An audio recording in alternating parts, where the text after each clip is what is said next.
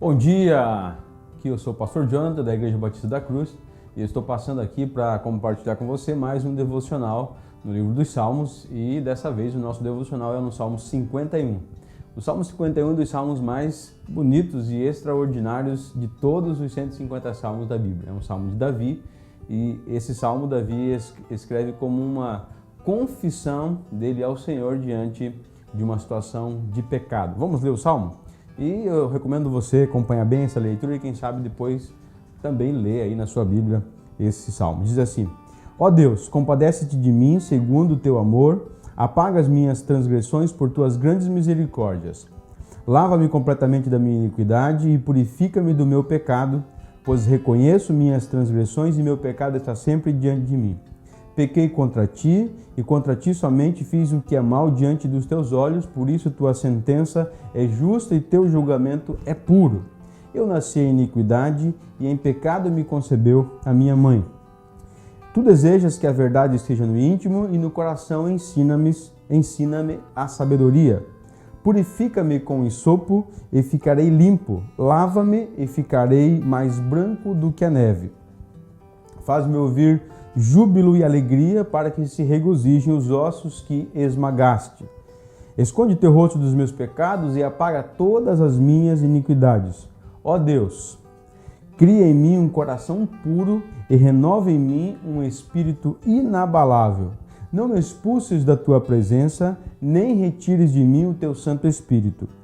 Restitui-me a alegria da tua salvação e sustenta-me com um espírito obediente. Então ensinarei os teus caminhos aos transgressores e pecadores se converterão a ti.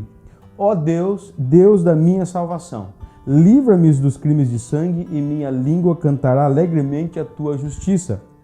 Senhor, abre meus lábios e minha boca proclamará o teu louvor, pois não tens prazer em sacrifícios e não te agrada dos holocaustos. Do contrário, eu os ofereceria a ti. Sacrifício aceitável para Deus é o espírito quebrantado. Ó Deus, tu não desprezarás o coração quebrantado e arrependido. O contexto desse salmo que Davi escreve aqui, eu li até o versículo 17 e ele vai até o versículo 19, os dois últimos versículos falam de Sião, e aqui no sentido de Israel, Jerusalém, mas o contexto em que Davi escreve esse salmo é um contexto de pecado. Está descrito lá em 2 Samuel, capítulo 11 e 12. Nesse contexto, Davi viu uma linda mulher chamada Batseba se banhando de cima do seu palácio e Davi a cobiçou. Davi a mandou trazer e adulterou com ela. E posteriormente, quando Davi soube que ela estava grávida, Davi tentou de toda forma esconder o seu pecado. Pelo menos 4 foram os seus planos para esconder o seu pecado. Primeiro, ele mandou chamar o marido dela, um general importante do seu exército, chamado Urias, com a intenção de que Urias viesse para sua casa, se deitasse, tivesse relações com a sua esposa e assim a gravidez fosse ocultada. Mas Urias era um homem muito justo e correto e não achava certo ele deixar os seus soldados no campo de batalha enquanto ele desfrutava do amor da sua esposa na sua casa, de modo que ele não foi para a sua casa. Davi então tentou embebedar Urias para que ele fosse para casa, mesmo assim ele não foi. Por fim, Davi mandou uma carta pelo próprio Urias ao comandante do seu exército para que ele fosse colocado na frente de batalha e fosse abandonado para que ele morresse. Morto em batalha, Davi dava um passo adiante em esconder o seu pecado. E aí, por fim, para esconder o seu pecado, Davi vai e casa-se ainda com Batseba para esconder a gravidez que ela tinha e o filho era de Davi.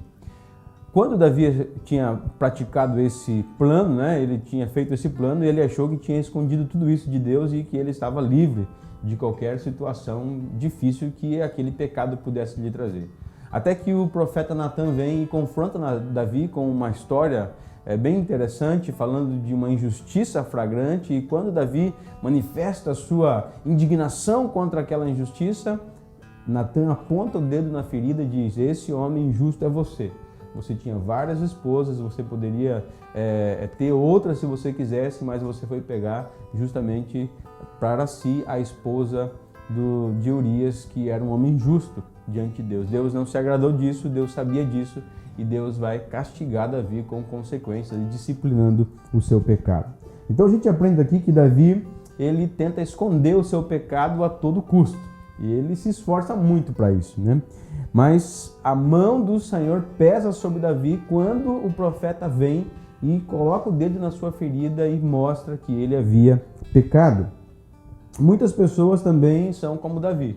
Elas tentam esconder os seus pecados, elas estão em negação para com os seus pecados e elas gastam uma energia enorme tentando mostrar que não pecaram, ao invés de fazer justamente o oposto, que é a confissão dos seus pecados. Mas quando Natan vem e aponta Davi ali como pecador, mostrando que Deus sabia aquilo que havia acontecido, Davi, que é um homem que a Bíblia testemunha como um homem segundo o coração de Deus, Davi faz aquilo que é a maior característica dele como um homem segundo o coração de Deus, que é o arrependimento. Davi se arrepende de maneira sincera do seu pecado e escreve então esse salmo. E aqui nos versículos 3 ele diz: pois reconheço minhas transgressões e meu pecado está sempre diante de mim.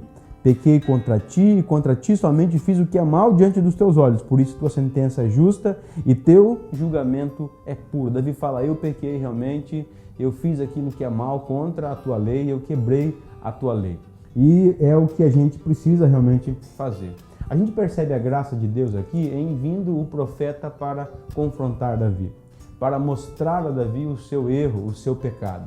Quando nós pecamos e o nosso coração se endurece, Deus tenta falar a nossa consciência, mas nós estamos com o nosso coração tão endurecido que não ouvimos a voz de Deus falando com a gente na nossa consciência. Deus então precisa levantar profetas do Senhor que venham e possam mostrar para a gente os nossos pecados. E se mesmo assim nós nos recusarmos a ouvir esses profetas do Senhor, Deus, na sua infinita graça e misericórdia, envia sobre as nossas vidas tribulações, circunstâncias ruins, difíceis, que são a disciplina de Deus sobre os nossos pecados, e é como se Deus estivesse aumentando o volume da sua voz, nos exortando ao arrependimento. Eu quero concluir essa reflexão aqui que ainda hoje Deus continua a nos exortar a que nos arrependamos dos nossos pecados e que a gente venha a confessar os nossos pecados como Davi fez aqui. E eu hoje aqui, talvez essa seja a tua situação.